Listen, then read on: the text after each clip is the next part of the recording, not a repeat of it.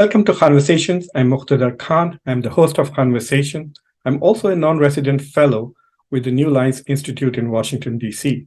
The New Lines Institute is one of the fastest growing and one of the most respected and most prestigious think tanks in Washington, D.C.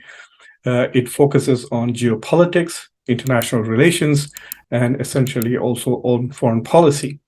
So today, it is a great pleasure and honor to me to introduce you to an anthology that I have just published with the New Lines Institute. An anthology is essentially a collection of essays. It is an edited book.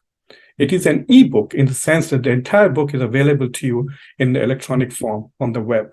We have both formats. We have the web format as well as the PDF format. You can download the entire book and read it, or you can read it on the web, whatever is convenient to you. The book is titled Universal Values and Foreign Policy, and I'm happy to report that some of the most prominent scholars in the field of international relations and foreign policy have contributed to this volume. The volume has 8 essays. It is edited by me. I write the introductory essay and try to make the case that in this moment in history, when the global structure is transforming, when the rise of China is questioning the nature of the global order and the values that underpin that global order, do universal values also shape foreign policies of especially major powers? So in this anthology, scholars are making an argument essentially about the role of universal values in foreign policy. The second essay in the anthology is by Professor Joseph Nye, who is one of the most prominent scholars of international relations and American foreign policy. He is the scholar who invented the concept of soft power. He taught at Harvard for decades. He's a professor emeritus there. He's also served in the Department of Defense and also the Department of State. He was considered as one of the 100 most influential thinkers by the Foreign Policy magazine, and he argues that soft power is an important element that contributes to legitimacy of a nation and its foreign policy, and this legitimacy comes from respect for human rights and democracy. So he points out that on the soft power index, the soft power 30, it is not accidental that the top nations are mostly democracies.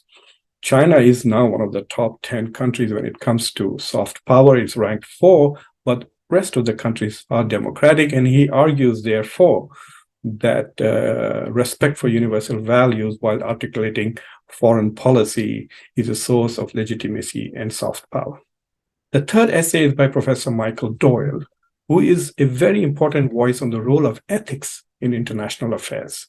He traces the origins of the powerful international norm, R2P, responsibility to protect, even as it challenges the UN Charter, which frowns upon interventionism.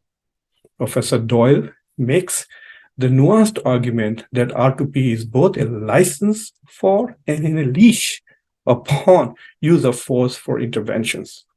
In this day and age, it is very important to understand the power of R2P, especially when democracy is receding and more populations in many countries are facing violence and potential genocide.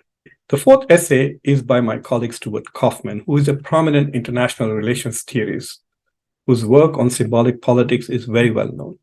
He examines the impact of norms and values on war and violence. He presents a mixed picture. In his assessment, we have witnessed a significant decline in interstate wars as well as civil wars. He also, however, points to a troubling reality.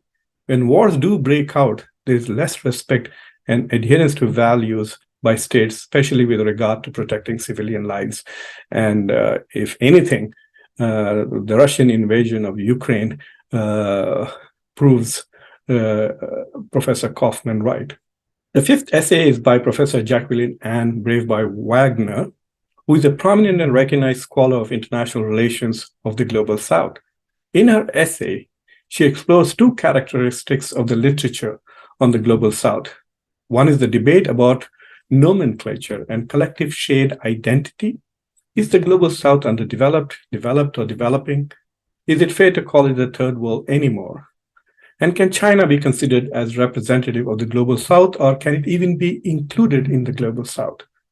The second issue that she addresses is, given the vast diversity of the nations that are considered to be part of the global south, are there really common values that shape their foreign policies?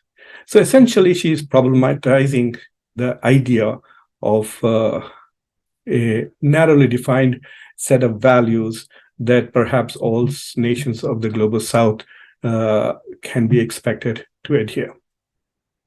But she does say that opposition to armed intervention and hegemony are enduring principles that unite the global south. But they're also committed to democracy, good governance, and the responsibility of nations to protect. The sixth essay is by Professor Dina Abdul Khader.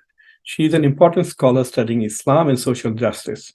In this essay, she focuses on the scholarship of Imam al-Shatibi, whose work on the higher purposes of Islamic law, Maqasid al-Sharia, is playing an important role in how some contemporary Islamic jurists are redefining Islamic law and seeking to apply it to contemporary matters.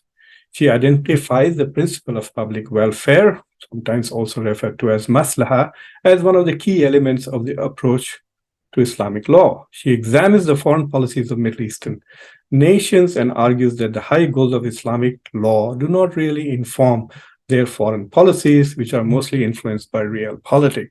So essentially, in her assessment, Muslim countries are not influenced by Islamic values when it comes to foreign policy. They are basically influenced by power politics.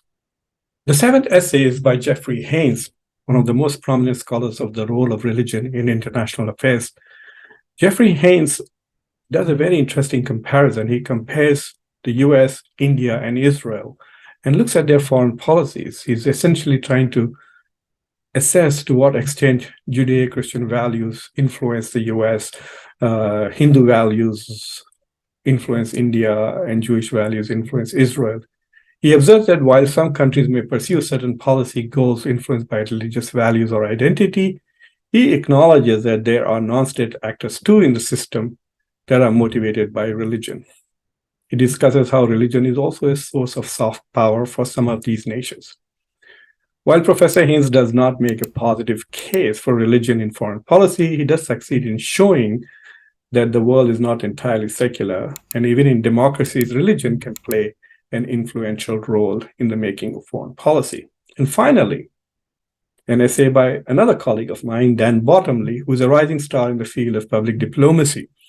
With extensive experience in designing and conducting public diplomacy programs for the US State Department, he compares the public diplomacy efforts of the US, Germany, and China and shows how values are at the core of all of these public diplomacy programs, in all three programs: United States Fulbright program, Germany's Goethe, I don't know how you say, Goethe Institutes, and China's Confucius Institutes. The goal is to generate strategic influence, but they're all seeking to promote and project values. So essentially, he talks about how public diplomacy is a way of projecting soft power or even generating soft power by talking about the softer side of these nations. So these are the essays in the anthology, Universal Values and Foreign Policy. I hope you will take a look at them. You will use them in your classroom, share them with your students, and hopefully your future writings will also show that you have read this book. Thank you very much.